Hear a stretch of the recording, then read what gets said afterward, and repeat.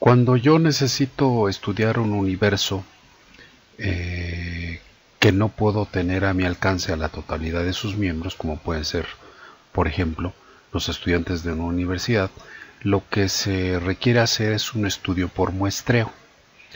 Entonces, por ejemplo, aquí tenemos la matrícula de esta universidad estatal, que son en total 44,000 estudiantes, un poco más de 44,000 estudiantes, ¿no? Entonces, cada una de las escuelas que compone esta universidad tiene un número diferente de alumnos. Entonces, si yo quisiera hacer un estudio sobre esta universidad, los alumnos, yo requeriría hacer un estudio por muestra. Entonces, el principal problema para ello es justamente calcular el tamaño de muestra.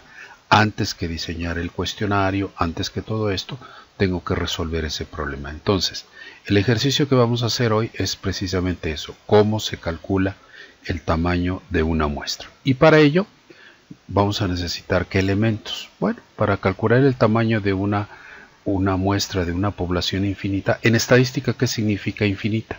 Significa que no sé el tamaño exacto del universo, pero sé que es muy grande, y digamos que una convención común es suponer que una población infinita es más de 100,000 casos, sin saber el número exacto.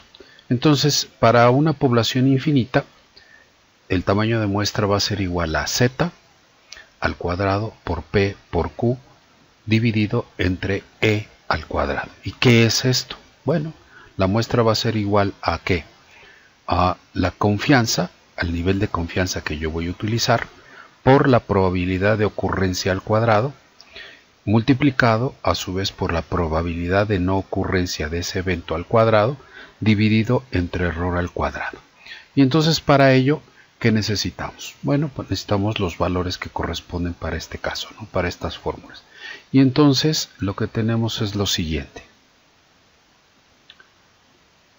Aquí está. Nuestro valor de z, ¿sí?, requiere el valor del intervalo de confianza utilizado. ¿Cuáles son esos valores de confianza que se utilizan? Bueno, aquí tenemos una pequeña tabla que son las áreas de la curva normal. Cuando yo, por ejemplo, utilizo un intervalo de confianza del 90%, entonces el valor que adquiere z es 1.65, 91 es 1.69 y así sucesivamente. Para un estudio, una convención normal, esto es utilizar un intervalo de confianza del 95%, para lo cual el valor que va a adquirir z es 1.96. Eso es una convención. Luego, ¿qué significa la probabilidad de ocurrencia? Vamos a suponer que es un evento que yo desconozco. Por ejemplo, ¿cuántos católicos hay en el país? No lo sé, apenas voy a hacer el primer estudio. Y entonces, dado que el número es desconocido, pues entonces la probabilidad de ocurrencia es 0.5. Es decir, el 50% puede ser que sea sí católico, y la probabilidad de no ocurrencia es el 50%. Si yo tuviese un estudio previo, donde yo supiera que, por ejemplo, el 80% son católicos, entonces yo tomaría la probabilidad de ocurrencia, adquiriría el valor de 0.8 y el de no ocurrencia el 0.2, de manera tal que la sumatoria de estos dos sería, por supuesto, 1. ¿Sí? ¿Qué otro valor necesito? Bueno, pues necesito el valor de E, que es el error muestral.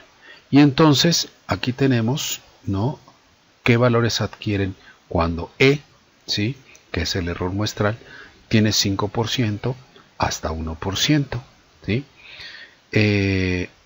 Para un estudio exploratorio, ¿sí?, es decir, que solo quiero tener una idea muy general de lo que ahí sucede, es aceptable utilizar un error muestral del 5%, con lo cual el valor de E que toma es 0.5. ¿Por qué? Porque dijimos que un porcentaje en realidad es 5 entre 100, por lo tanto es 0.05. Pero la convención para estudios por muestreo es que, con ya mayor nivel de precisión, es que debemos de utilizar un error muestral máximo del 3.5%, con lo cual el valor de E es 0.35.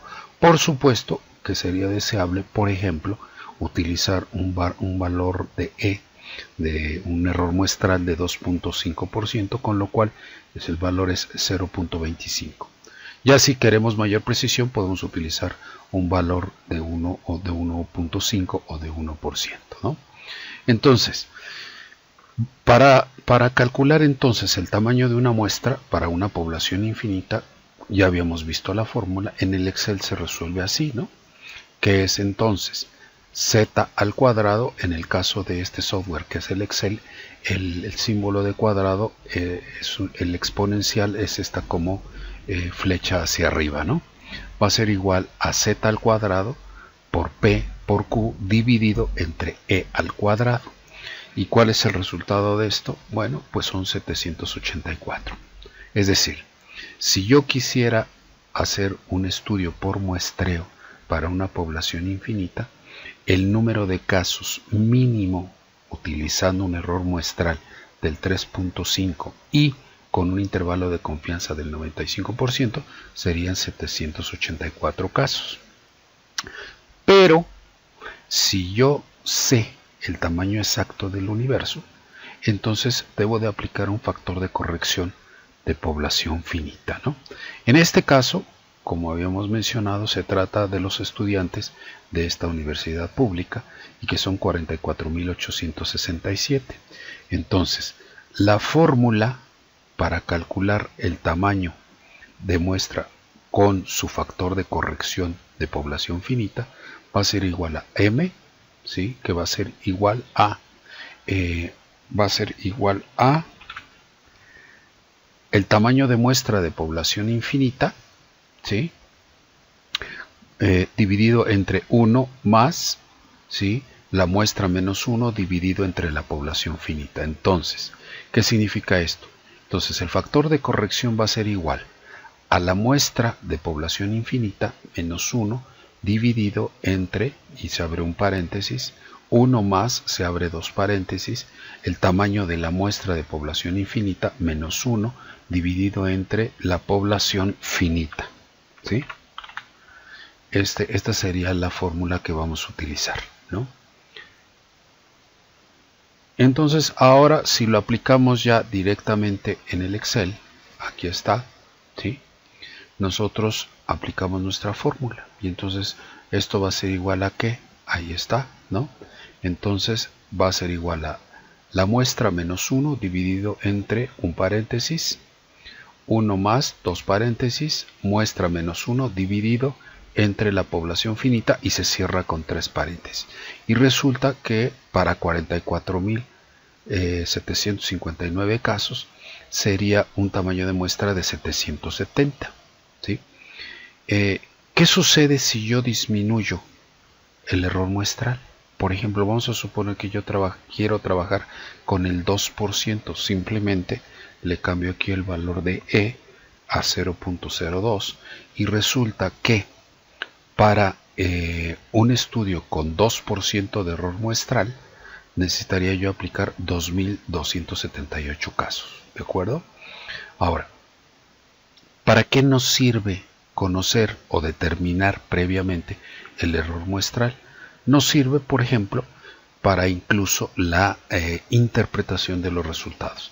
Si yo, por ejemplo, obtengo de un estudio de muestreo de cualquier cosa un X porcentaje de una respuesta, por ejemplo, que nos diga que el 20% sí tiene computadora, en realidad no es el 20, porque si yo utilicé el 2% de error muestral, yo debo de sumar y restar, ¿no?, ese valor de error muestral utilizado al resultado obtenido, y entonces no serían 20% los que tienen computadora, sino que irían de 18 a 22%. Entonces, un estudio por muestreo serio deberá de incluir su interpretación por rango y no por punto.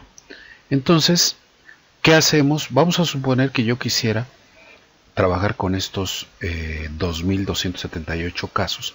¿Y cómo es que los voy a distribuir en el caso de esta universidad estatal? Entonces lo único que hago es, yo voy a copiar este valor, ¿sí?, lo voy a pasar para acá y voy a poner, ¿no?, lo voy a pegar aquí y entonces le voy a quitar los decimales porque por supuesto que no puede haber casos, fracciones de casos, ¿no?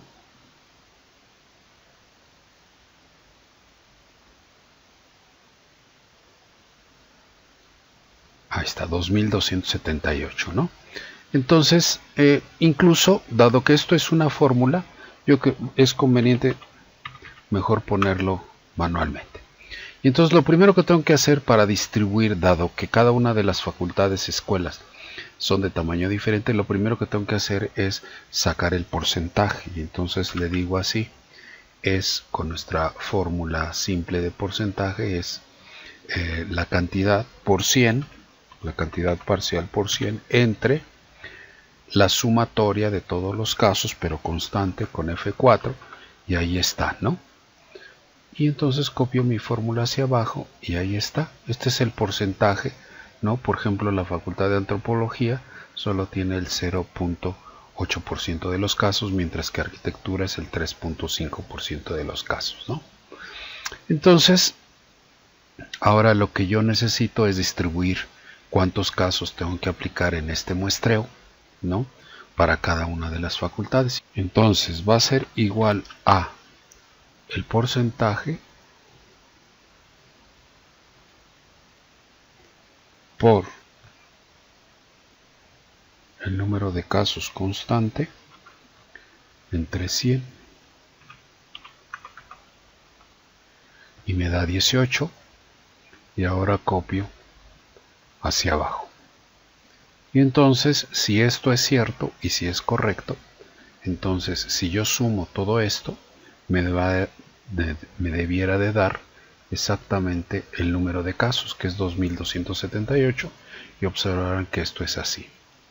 Entonces, pero aquí no termina mi trabajo. O sea, yo sé, por ejemplo, que en esta facultad de antropología tengo que aplicar 18 casos. A su vez, dentro de esta facultad yo debiera de estratificar mi número de casos. Si yo sé, por ejemplo, que son 4 semestres, 4 distintos grados, entonces yo deberé de aplicar la cuarta parte a cada uno de los casos.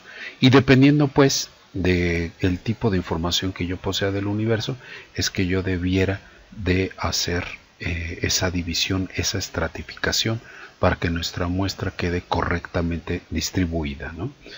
Ese es el requisito fundamental para un muestreo de este tipo, donde la muestra debe ser un reflejo exacto de cómo está dividido, cómo está estratificado mi universo.